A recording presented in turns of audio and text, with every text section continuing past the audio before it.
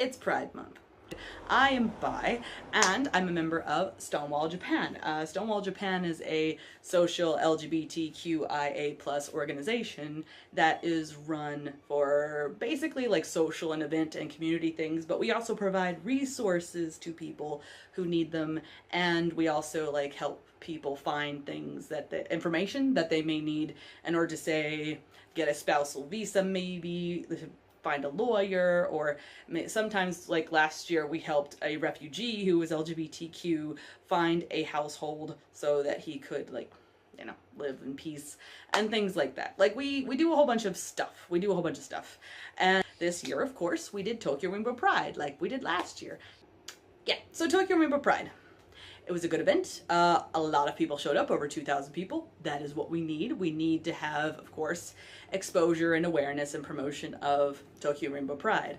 And my friends were lovely. We did everything for the booth together. I made new friends. I met some friends I've never met before, actually, in person. So a whole lot of good memories were made at Tokyo Rainbow Pride. There's always good memories made at Tokyo Rainbow Pride, just every year. And we walked in the parade together, which is amazing. So that parade gets bigger and bigger every year, and that's what we need. We need people to show up, we need people to come, and we need people to like just be a part of this and to help with this effort in order to have love and equality, which was the theme this year. This year, the push is towards marriage equality. We're trying to push towards marriage equality. We're trying to get people married. We're trying to get those LDP, the Democratic Party. We're trying to get them to recognize that same-sex marriage is not terrible and it won't ruin the foundations of Japan. It's actually just another form of marriage. It's fine. Don't panic.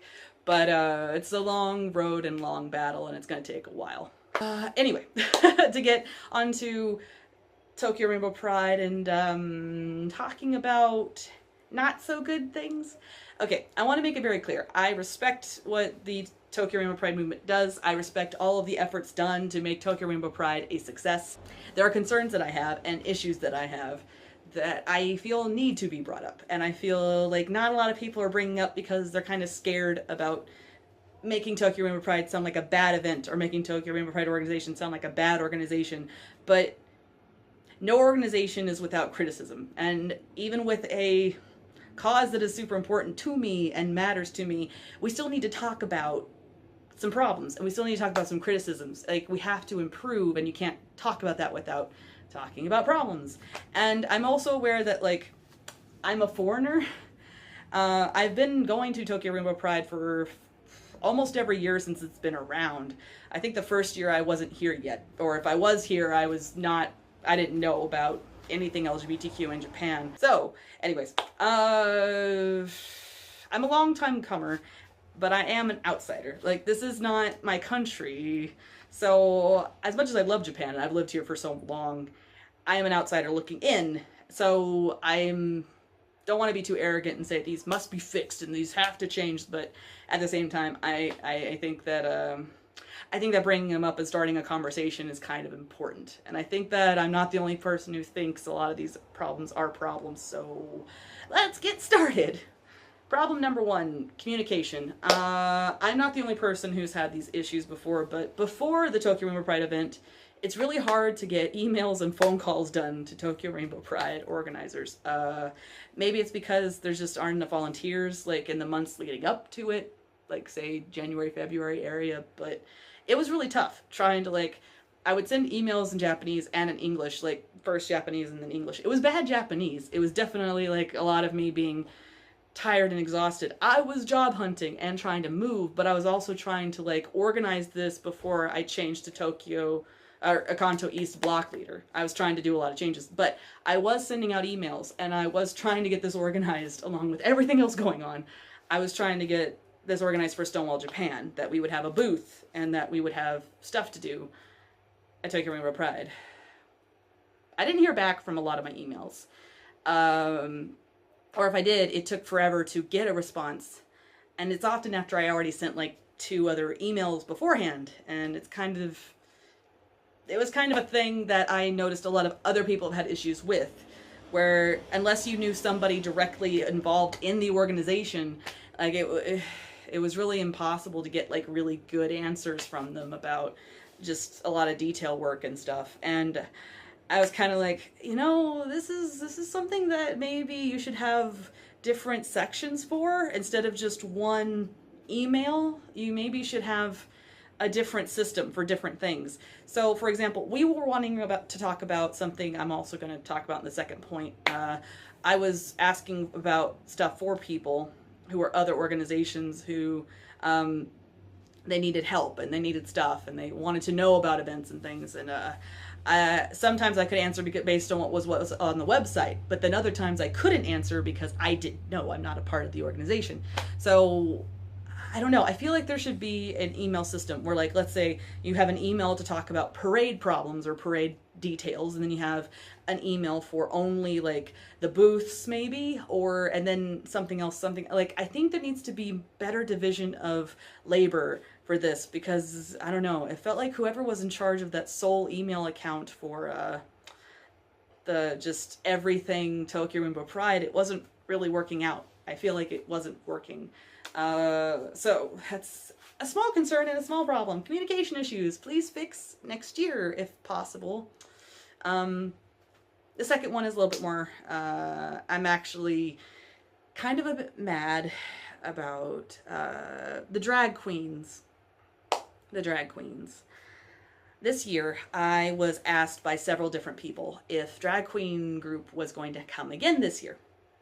The Drag Queen Group, if you don't know, like every year at Tokyo Rainbow Pride, there's a group of people who do like charity things, or they do like donations for stuff as drag queens. They like dress up as drag queens and they get to like be super fabulous and it's awesome and you can take pictures with them and it's cool.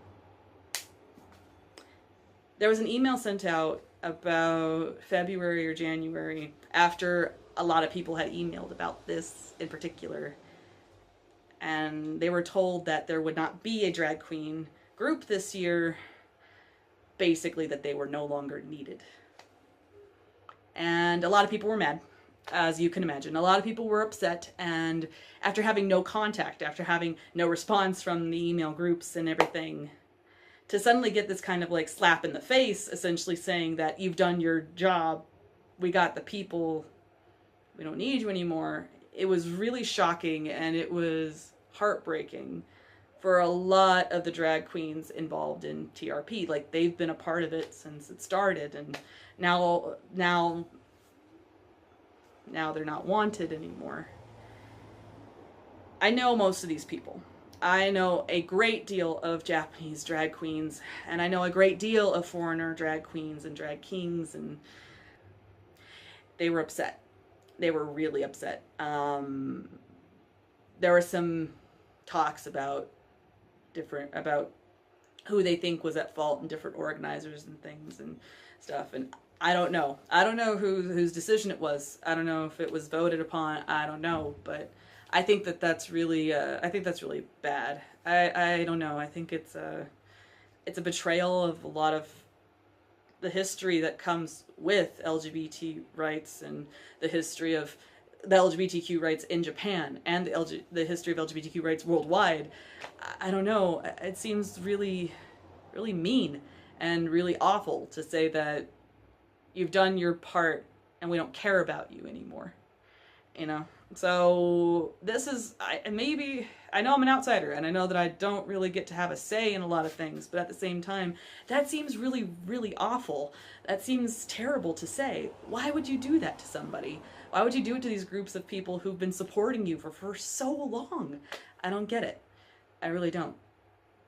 Anyway, it ended up kind of working out, though, because my friend Ed actually got a float for drag queens. He actually, like, I don't know how he did it, but he got money somehow to get a float, an entire parade float, and I made sure Stonewall Japan marched in the parade behind them to support, because Stonewall Japan was founded upon a drag queen, Marsha P. Johnson, starting the Stonewall riots. I can't deny that part of the history. I can't deny that part of my group's history and the group that's meant so much to me. The last thing that I'm going to touch upon, and I'm just going to, every time I start talking about it, I kind of get emotionally upset about this, but the whole point of this was love and equality. The whole point about this was to fight for marriage equality. I don't think anybody would have really known that had they gone to the event and not known that was the theme, because it was really more about corporations and companies. It really was. Like, so many of the things were just about, like, oh, look, Sony PlayStation's here, and they sometimes hire LGBTQ people. Ain't that great? Come talk about how you support this effort. Let's not give any money back to these communities that are actually integral to, you know, LGBTQ mental health or social events, or, you know, actually have spaces that allow people to be, you know, themselves. No, let's have PlayStation. Let's have Google, who has a problematic history with people of color and LGBTQ people, but, you know, they're here, and you can make a really nice message for a sticker, and maybe a t-shirt if you got there early enough. So cool. Basically, a majority of the space was devoted to a whole lot of corporations and a whole lot of companies, which, I mean, I understand. Of course you need money. Of course you need money. Of course you need money to fund a bigger and more expansive event, and of course you need to find monetary support for all the different things that are going on in the event. I get that. I do. I get that. But I also think that the message was really lost in letting all these corporations and companies just kind of take over the space.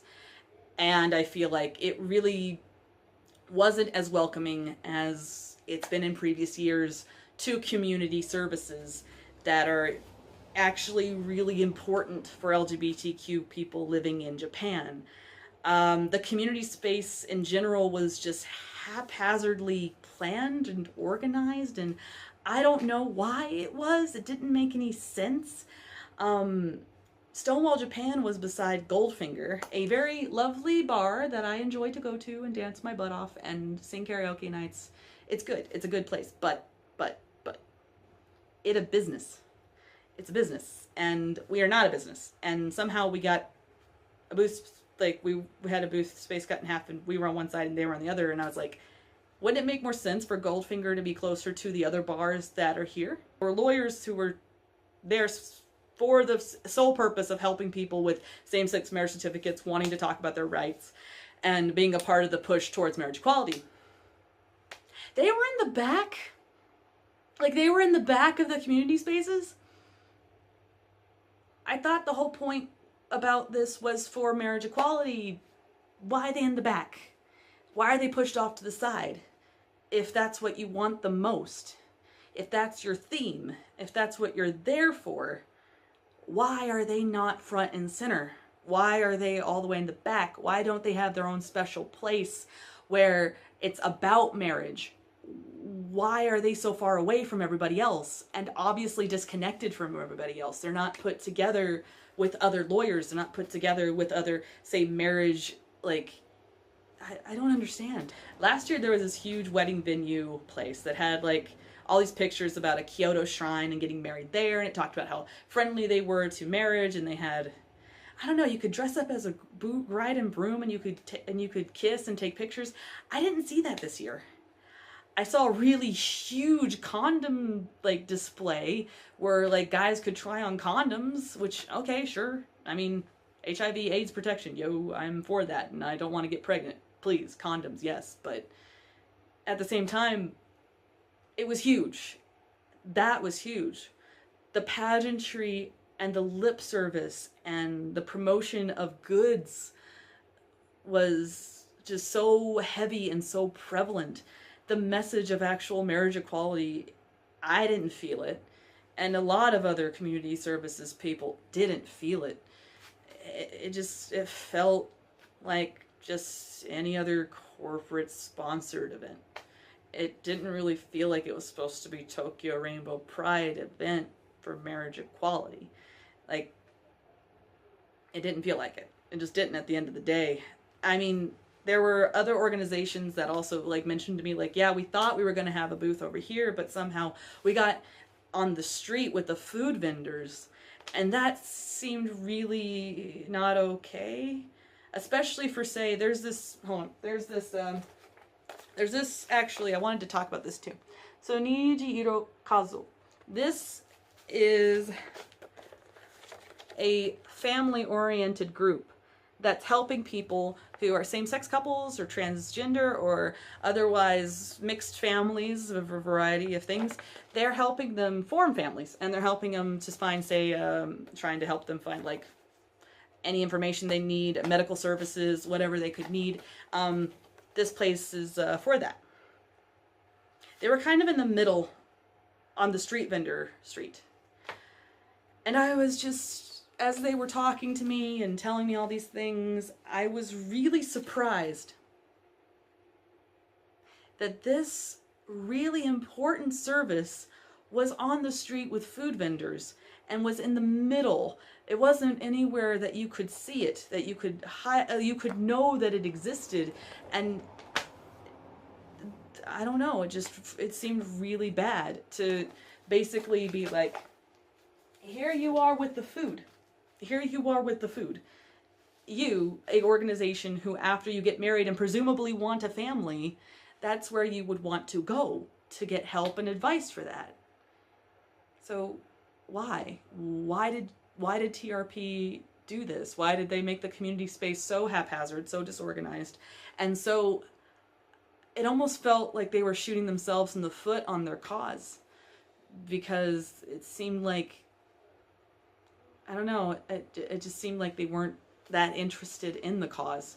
They seemed far more interested in the corporations and the companies and the money that they could provide. Didn't really seem like they were so interested in investing into the community that helped build them and help make them who they are.